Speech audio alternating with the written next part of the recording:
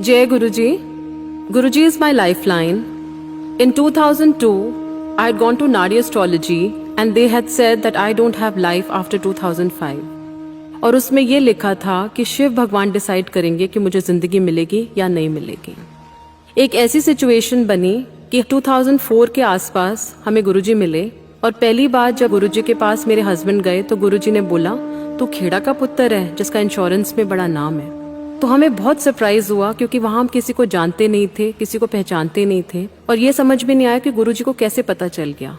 लेकिन बाद में जो संगत हमसे पहले जाती थी उन्होंने बताया कि गुरुजी अंतर्यामी है, भगवान है और आपके माइंड को रीड कर लेते हैं। यहाँ पे आके आपकी फाइलें खुल जाती हैं, आपका पिछला ये और अगला जन्म उनकी आंखों के सामने आ जाता है। तो यहाँ कुछ मांगने या बताने की जरूरत नहीं है। I got an opportunity to meet Guruji and वहाँ पे लोग कहते थे गुरुजी किसी से बात नहीं करते, लेकिन गुरुजी ने सबसे पहले मेरे को बुलाया और मैंने गुरुजी को बोला, मैंने कहा गुरुजी मेरे दिमाग में बहुत नेगेटिव थॉट्स आती हैं, मैं कुछ अच्छा नहीं सोच पाती। तो गुरुजी ने मुझे बोला तू सत्संग सुनिया कर। वहाँ पे मैंने बहुत सारे सत्संग सुने। एक अंकल वहाँ आते थे, उनके बेटे को हेयरिंग की प्रॉब्लम थी, 18 साल से उनका बेटा सुन नहीं सकता था। तो गुरुजी ने उनको एक बादाम रोगन दिया था और 18 साल के बाद उनका बेटा सुन पाया था। ये सब चीजें साक्षात मैंने वहाँ होती हुई देखी। एक दिन ऐसे ही मैं दरबार में बैठी थी, मुझे हमेशा आगे की सीट मिलती थी और मेरे हस्बैंड को पीछे की। मैं अपने आप को बहुत प्राउड समझती थी, लेकिन बाद में मुझे रियलाइज हुआ कि मेरी जरूरत सबसे ज्यादा थी पूरे घर में और मैं आगे थी और मेरे हस्बैंड पीछे थे। जाती रही गुरुजी के पास और एक दिन एक और बार जब संगत लगी तो मैंने देखा कि एक आंटी गुरुजी के पास आई, उनके हाथ में एक छोटा सा बेबी था। जैसे ही उन्होंने ब्लेस कराया अपने बच्चे को तो गुरुजी ने कहा 10 फिर संगत नू बच्चे दानी तो है नहीं। गुरुजी ठेठ पंजाबी में बात करते थे। तो मुझे बहुत सरप्राइज हुआ कि how are people conceiving without tubes, without ovaries and internal I knew that I don't have life after 2005। तो मैं समझ गई कि ये सही जगह है जहाँ मैं पहुंच गई हूँ। जब मैंने पहली बार गुरुजी को देखा तो मुझे ऐसा लगा कि एक ऑरा, एक प्यार, एक वाइब्रेशन, मतलब मुझे ऐसे लगा कि मैं जन्नत में पहुंच गई। और गुरुजी हर थर्सडे, फ्राइडे, सैटरडे, संडे मुझे बुलाते थे। मैं चारों दिन इतनी अट्रैक्शन हो गई थी गुरुजी की, I had fallen in love with him और मुझे लगता था कब थर्सडे आए और कब मैं गुरुजी को मिलूं। लेकिन पता है कि कर्मों के हिसाब से 2005 मेरे लिए बहुत ही खराब साल था। गुरुजी कहते थे कि जब जिंदगी का सबसे बुरा टाइम चल रहा होता है या आने वाला होता है तो गुरुजी आपको घर से उठाते हैं। मेरे पास तो जिंदगी ही नहीं थी। मैंने अब गुरुजी को मिलने के बाद अपना हाथ किसी को नहीं दिखाया क्योंकि मेरी लाइफलाइन बहुत छोटी है। मैं गुरुजी के पास जाती रही और एक ऐसा दिन आया, मुझे पता था कि अब मेरी जिंदगी खत्म होने वाली है। और एक दिन रात को मेरी इतनी तबीयत खराब हुई, मुझे लगा कि my heart is collapsing, I am dying. मुझे ऐसे लगा कि मेरा हार्ट बीट बंद हो गई है और मैं मरने वाली हूँ। मैं एकदम खड़ी हो गई और हिम्मत जुटा के अगले दिन मैं गुरुजी के पास गई। मैंने गुरुजी को कुछ नहीं अपने बारे में बताया। गुरुजी ने फिर भी मुझे लंगर खिलाया, प्यार से बिठाया। ऐसे एक दिन एम्पायर स्टेट के बाहर ही मेरी तबीयत इतनी खराब हुई कि मुझे लगा कि माई हार्ट हैज स्टॉप्ड और मुझे लगा कि आज मेरी जिंदगी का आखिरी दिन है। एक आंटी मेरे को गुरुजी के पास पकड़ के ले गई और मैंने गुरुजी को बोला, मैंने कहा गुरुजी मैं जा रही हूँ। गुरुजी ने कहा कोई गल नहीं, तू लंगर खा। जो लंगर हम यहाँ खाते हैं उसमें गुरुजी की पूरी ब्लेसिंग्स होती हैं। वो हमें mental, physical, psychological, financial level पे हीलिंग देती हैं जो हम नहीं समझ पाते थे। 1 साल गुरुजी ने मुझे पूरा टेस्ट किया। I had fallen into severe depression, totally lost my confidence in life. मुझे ऐसे लगता था कि जिंदगी खत्म हो गई है और जब मैं अपनी बेटियों को देखती थी तो मुझे लगता था कि मेरे बाद इनका क्या होगा। ऐसी सिचुएशंस आती है जिंदगी में जब आपको लगता है कि आप पूरी शर्म भूल जाते हो। और मैं संगत में खड़ी हो गई और मैंने कहा गुरुजी या तो मुझे ठीक करो या मुझे जाने दो। गुरुजी ने तभी भी मेरे से बात नहीं करी। उसके अगले हफ्ते फिर मैं गुरुजी के पास गई और मुझे कोने की जगह मिल गई। I literally fought for my life from Guruji. मैं वहाँ बैठी हुई थी और टेलीपैथिकली मैं गुरुजी को बोल रही थी कि गुरुजी अगर आज आपने मेरे से बात करी मैं कभी यहाँ पे नहीं आऊँगी। गुरुजी ने मुझे आवाज़ दी, कह रहे इत्थे आ। गुरुजी ने मुझे बोला लोटा ले आई। I think I am the only sangat में एक ऐसा हूँ जिसको 2 लोटे गुरुजी ने ब्लेस करके दिए। गुरुजी ने मेरा डेट ऑफ बर्थ पूछा और थर्सडे को बोला लोटा लेके आना। फिर गुरुजी ने मुझे बोला अद्धे नाल पी लें ते अद्धे नाल नहा लें। जैसे ही मैंने वो लोटा यूज करना शुरू किया मेरी हेल्थ इंप्रूव होना शुरू होती गई। I was a total dead body but I recovered from that dead body and I was absolutely with good health, with no problem, nothing at all. And I thought lotta काम कर गया। क्योंकि हम इंसान हैं, हम ये समझ नहीं पाते कि जब तक हमें कोई चीज़ भगवान ना दे, या लोटा, कोई पेंडेंट या कोई फोटोग्राफ, तो हमें लगता है कि हमें ब्लेसिंग है। लेकिन गुरुजी इतने बड़े भगवान हैं कि वो अपनी दृष्टि से ही हमें क्योर कर देते हैं। और मैं ये समझ नहीं पाई कि गुरुजी अपनी ज़िंदगी से मुझे ज़िंदगी दे रहे थे। एक दिन मैं संगत में आई, गुरुजी वहाँ बैठे हुए थे, मुझे बुलाया, कह रहे इत्थे आ, एक गल दसा। मेरी ज़मीन खिसक गई जो गुरुजी ने मुझे बात बोली। कहते अज तेरी 13वीं हैगी, बरसी है तेरी, जा न्यू लाइफ ऐश कर, कल्याण हो गया। तो मैं बहुत सरप्राइज हो गई। मैंने कहा गुरुजी क्या बोल रहे हो आप? कहते होर की, कल्याण कर आ गई है, जा न्यू लाइफ ऐश कर। मुझे नहीं पता, गुरुजी अपनी ज़िंदगी से मुझे ज़िंदगी दे रहे थे और मैं गुरुजी के पास जाती रही। हर थर्सडे, फ्राइडे, सैटरडे, संडे मैं गुरुजी के पास जाती रही। मैं पूरी दुनिया से डिस्कनेक्ट हो गई और सब मुझे पागल कहते थे। कहते ये किसी गुरु के चक्कर में पड़ गई है जिसने इसका दिमाग खराब कर दिया। लेकिन जो प्यार गुरुजी से हमें मिला, जो अनकंडीशनल लव हमें वहाँ से मिला, वो बयान करना मुश्किल है। एक दिन ऐसे ही मैं संगत में बैठी हुई थी तो मेरे हस्बैंड को बहुत ज़्यादा बैकएक की प्रॉब्लम थी। 6 महीने हो गए थे, हम दिल्ली के हर डॉक्टर पे जा चुके थे, लेकिन उनको एक पॉइंट पे बहुत ज़्यादा पेन होता था। तो एक दिन मैंने गुरुजी से हिम्मत करके बात करी, गुरुजी इनके पेन बहुत होता है, क्या करूं? गुरुजी ने कहा मैं की करा, जा अंकल नो बोल पाठ किता करे। मैं चुप हो गई, मैं वापस आ गई निराश होके। लेकिन अगले हफ्ते जब मैं गुरुजी के पास आई तो गुरुजी ने बोला घर वाले दी तबीयत ठीक है? तो मैंने कहा गुरुजी बिल्कुल ठीक नहीं है। कहते चल कोई गल नहीं। जब मेरे हस्बैंड ने गुरुजी को मत्था टेका तो गुरुजी कहते तेनू पता है तेनू प्रॉब्लम क्यों हो रही है? तो मेरे हस्बैंड ने कहा हाँ गुरुजी मेरे कुछ पुराने कर्म ही बुरे कर्म रहे होंगे। तो ही सर हाँ ए तो चंगी गल कीती, अजकल सारी दवाइयां बंद कर दे ते जा कल्याण कर देता और हल्दी वाला दूध पी। रात को उनको बस थोड़ा सा ही हल्दी वाला दूध दिया था और उसके बाद उनको ना वो पेन हुआ ना वो दर्द हुआ। It just vanished. I don't know, he had to travel and he was absolutely fine. I was worried about him, but Guruji ने जब ब्लेस कर दिया तो कोई वरी की बात नहीं थी। इतने में गुरुजी ने समाधि ले ली और हमें पता ही नहीं चला, गुरुजी हमारे हाथों से चले गए। जब गुरुजी ने समाधि ली तो मैंने गुरुजी के अलावा हर मंदिर गुरुद्वारे में मत्था टेकना बंद कर दिया था। तो मैं एक दिन ऐसे ही बैठी हुई थी, गुरुजी को बहुत याद कर रही थी और बहुत रोई। मैंने कहा गुरुजी आप कहाँ चले गए? मैं किसी मंदिर में नहीं जाती, गुरुद्वारे में नहीं जाती और मैं उनको बहुत ज़्यादा मिस करती थी। एक दिन मैं रोते रोते रात को सो गई। रात को गुरुजी ने मेरे को साक्षात दर्शन दिए। अर्ली मॉर्निंग का टाइम था। गुरुजी ने अचकन पहनी हुई थी और गुरुजी साक्षात मुझे दिखे। उन्होंने मेरे को हक किया और कहते हैं मैं सिर्फ चोला छड्या है, मैं किथे गया नहीं हाँ, ते जब तू मैनू याद करेगी तो मैं तेरे नाल हाँ। और मैं जब उठी तो मेरे दिमाग में बस एक ही गाना चल रहा था, मेरा सुंदर स्वामी जी ए चरण कमल बख्शारा।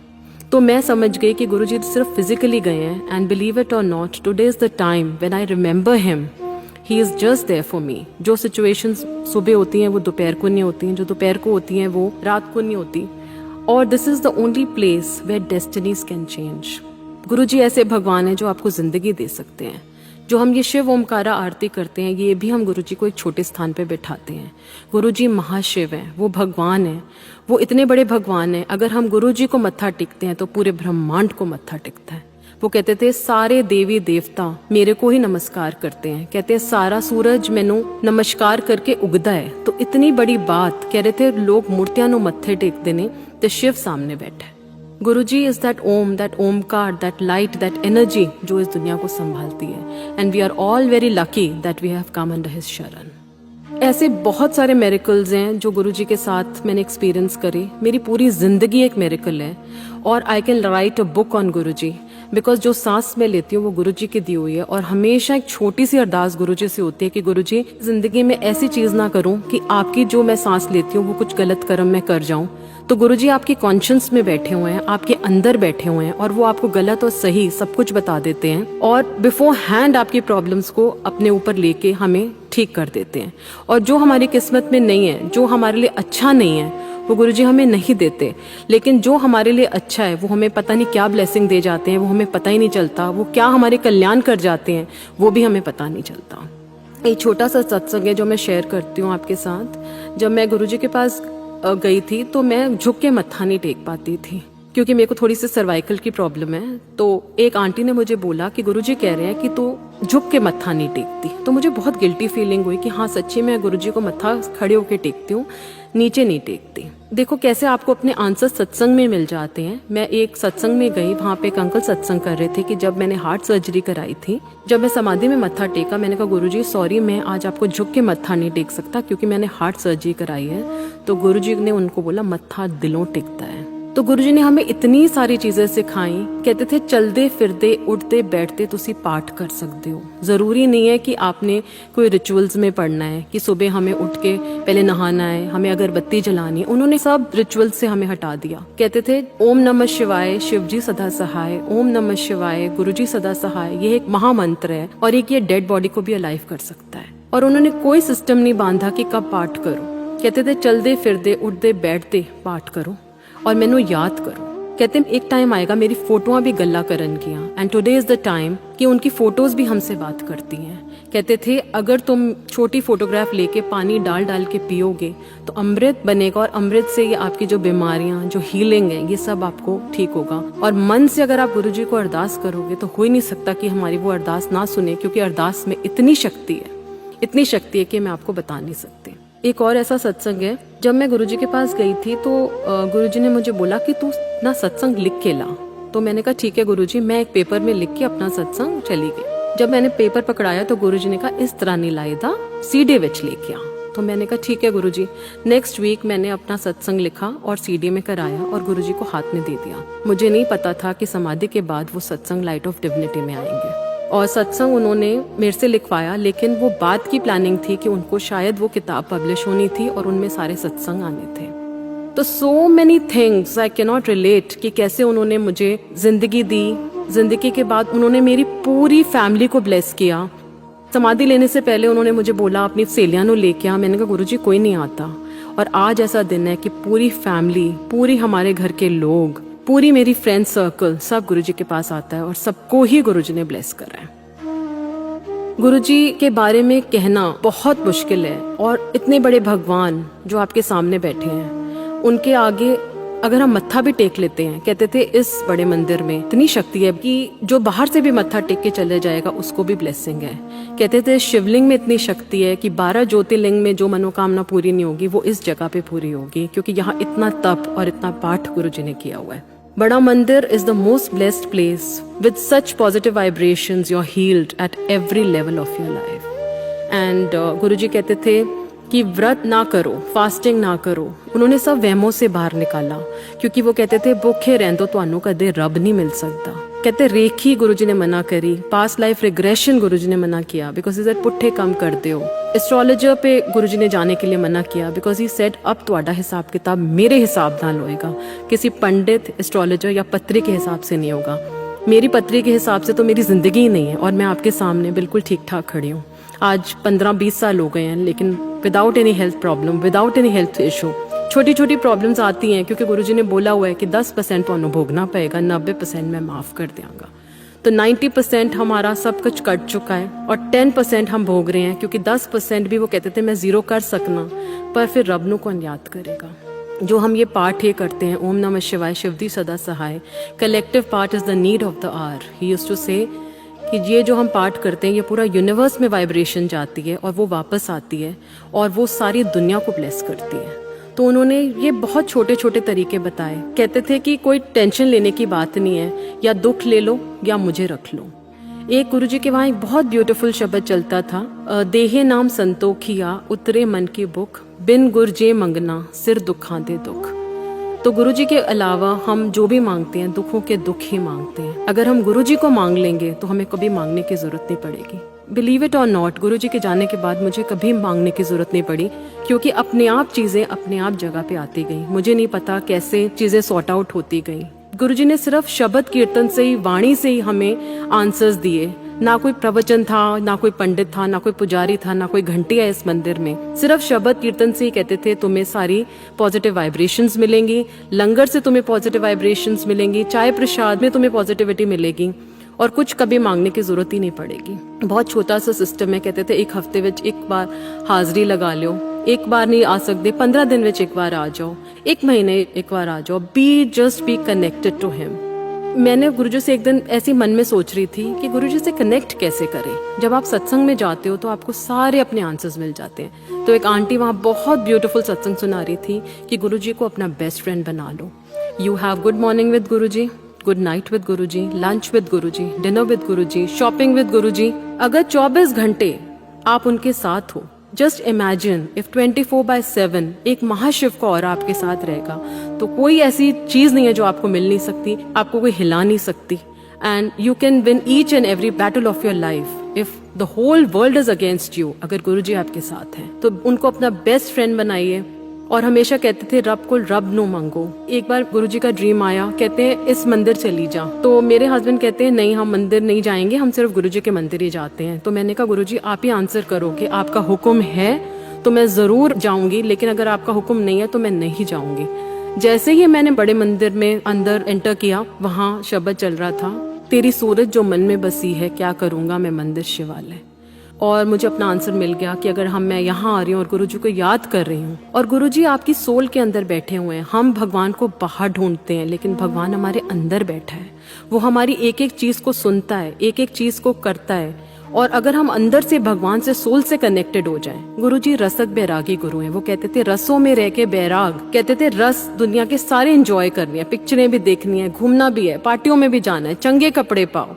उन्हें कभी नहीं बोला कि तुम पहाड़ों में जाके पाठ करो। कहते थे अंदर अपनी सोल से मेरे से कनेक्टेड रहो। बेसिकली यहाँ पे हमारी सोल की प्योरिफिकेशन होती है। हमारी जो गंदी सोल है, जो यहाँ हम मैले कपड़े पहन के आते हैं, गुरुजी उसको धीरे धीरे साफ करते हैं और फिर हम गंदे कर्म करते हैं, फिर अगले हफ्ते वो उनको साफ करते हैं। जस्ट इमेजिन आज अगर आप यहाँ आए हो, अगर पहली बारी आए हो या दूसरी बारी आए हो, सबसे पहले अपनी टेंशन्स यहाँ छोड़ के जाओ। उनके चरण जब आप छुओगे तो अपनी टेंशन्स उनके चरणों में छोड़ के जाओ। आपका दिमाग ब्लैंक हो जाएगा।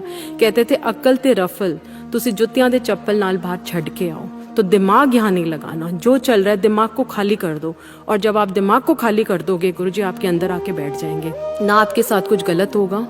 एंड जस्ट इमेजिन योरसेल्फ 24/7 एक भगवान का ऑरा अगर आपके साथ है, तो जिंदगी में कोई आपके साथ गलत नहीं कर सकता, कोई ब्लैक मैजिक आपको असर नहीं कर सकता, कोई नजर आपको असर नहीं कर सकती, कोई नेगेटिव थॉट आपको असर नहीं कर सकती, कोई नेगेटिव पीपल आपको लाइफ में इफेक्ट नहीं करेंगे। अगर नेगेटिव होंगे तो आपकी जिंदगी से निकलते जाएंगे, और नेगेटिव लोग अगर आपकी जिंदगी से जाते रहे तो बुरा मत माना, क्योंकि वो लोग आपके लिए अच्छे हैं ही नहीं, ना वो हमारे लिए अच्छे थे। क्योंकि हमारी जिंदगी तभी ठीक होगी जब नेगेटिव लोग हमारी जिंदगी से बाहर जाएंगे।